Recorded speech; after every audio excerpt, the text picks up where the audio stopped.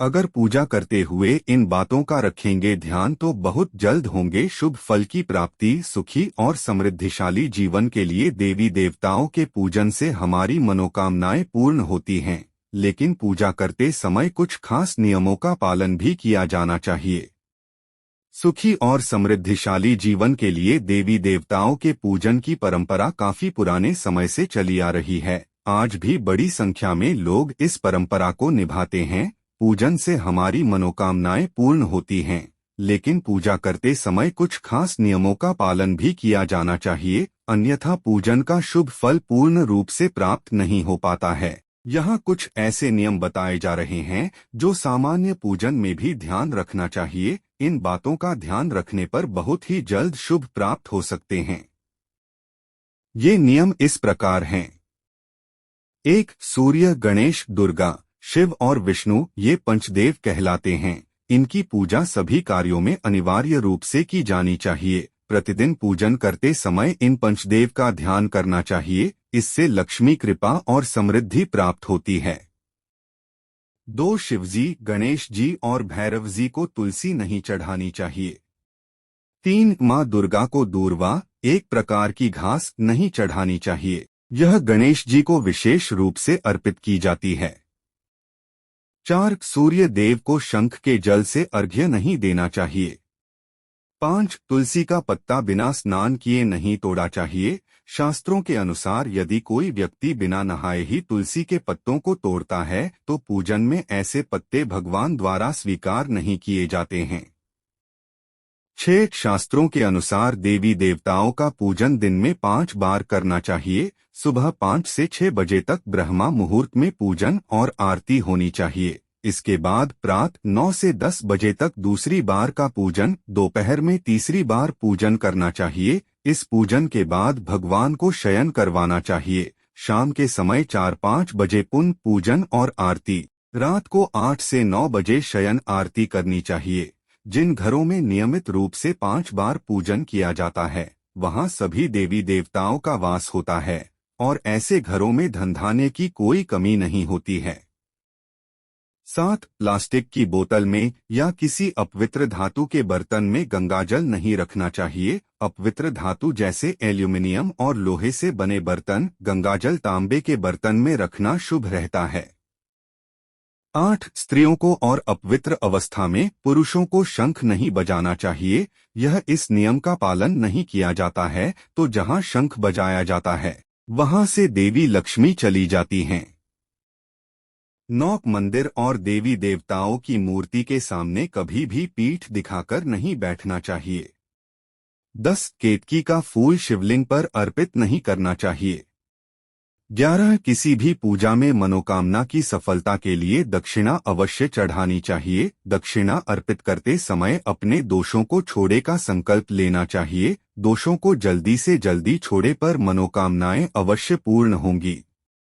12. दूर्वा, एक प्रकार की घास, रविवार को नहीं तोड़नी चाहिए। 13. माँ लक्ष्मी को विशेष रूप से कमल का फूल अर्पित किया जाता है। इस फूल को 5 दिनों तक जल छिड़ककर पुनः चढ़ा सकते हैं। 14. शास्त्रों के अनुसार शिवजी को प्रिय बिल्व पत्र 6 माह तक बासी नहीं माने जाते हैं, अतः इन्हें जल छिड़ककर पुनः शिवलिंग पर अर्पित किया जा सकता है। 15. तुलसी के पत्तों को 11 दिनों तक बासी नहीं माना जाता है। इसकी पत्तियों पर हर रोज जल छिड़कर पुनः भगवान को अर्पित किया जा सकता है। 16. आमतौर पर फूलों को हाथों में रखकर हाथों से भगवान को अर्पित किया जाता है। ऐसा नहीं करना चाहिए। फूल चढ़ाने के लिए फूलों को किसी पवित्र पात्र में रखना चाहिए और इसी पात्र में से लेकर देवी देवताओं को अर्पित करना चाहिए। 17. तांबे के बर्तन में चंदन, घिसा हुआ चंदन या चंदन का पानी नहीं रखना चाहिए। 18. हमेशा इस बात का ध्यान रखें कि कभी भी दीपक से दीपक नहीं जलाना चाहिए। शास्त्रों के अनुसार जो व्यक्ति दीपक से दीपक जलते हैं वे रोगी होते हैं। 19. बुधवार और रविवार को पीपल के वृक्ष में जल अर्पित नहीं करना चाहिए। 20. पूजा हमेशा पूर्व या उत्तर दिशा की ओर मुख रखकर करनी चाहिए। यदि संभव हो सके तो सुबह 6 से 8 बजे के बीच में पूजा अवश्य करें।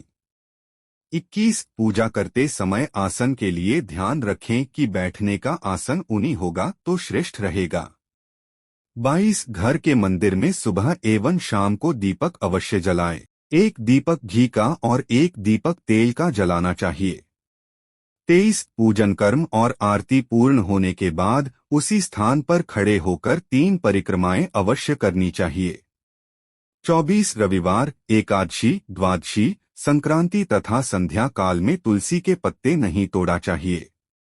25 भगवान की आरती करते समय ध्यान रखें ये बातें। भगवान के चरणों की 4 बार आरती करें, नाभि की 2 बार और मुख की 1 या 3 बार आरती करें। इस प्रकार भगवान के समस्त अंगों की कम से कम 7 बार आरती करनी चाहिए। 26 पूजा घर में मूर्तियां 1, 3, 5, 7, 9, 11 इंच तक की होनी चाहिए, इससे बड़ी नहीं तथा खड़े हुए गणेश जी, सरस्वती जी, लक्ष्मी जी की मूर्तियां घर में नहीं होनी चाहिए। 27 गणेश या देवी की प्रतिमाएं 3-3, शिवलिंग 2, शालिग्राम 2, सूर्य प्रतिमा 2, गोमती चक्र 2 की संख्या में कदापि न रखें। घर में बीच बीच में हवन अवश्य कराएं, इससे वातावरण शुद्ध होता है। 28 अपने मंदिर में सिर्फ प्रतिष्ठित मूर्ति ही रखें, उपहार, कांच, लकड़ी एवं फाइबर की मूर्तियां न रखें एवं खंडित, जलीकटी फोटो और टूटा कांच तुरंत हटा दें। शास्त्रों के अनुसार खंडित मूर्तियों की पूजा वर्जित की गई है। जो भी मूर्ति खंडित हो जाती है उसे पूजा के स्थल से हटा देना चाहिए और किसी पवित्र बहती नदी में प्रवाहित कर देना चाहिए। खंडित मूर्तियों की पूजा अशुभ मानी गई है। इस संबंध में यह बात ध्यान रखने योग्य है कि सिर्फ शिवलिंग कभी भी किसी भी अवस्था में खंडित नहीं माना जाता है। 29 मंदिर के ऊपर भगवान के वस्त्र, पुस्तकें एवं आभूषण आदि भी न रखें। मंदिर में पर्दा अति आवश्यक है। अपने पूज्य माता, पिता तथा पितरों का फोटो मंदिर में कदापि न रखें, उन्हें घर के नैऋत्य कोण में स्थापित करें।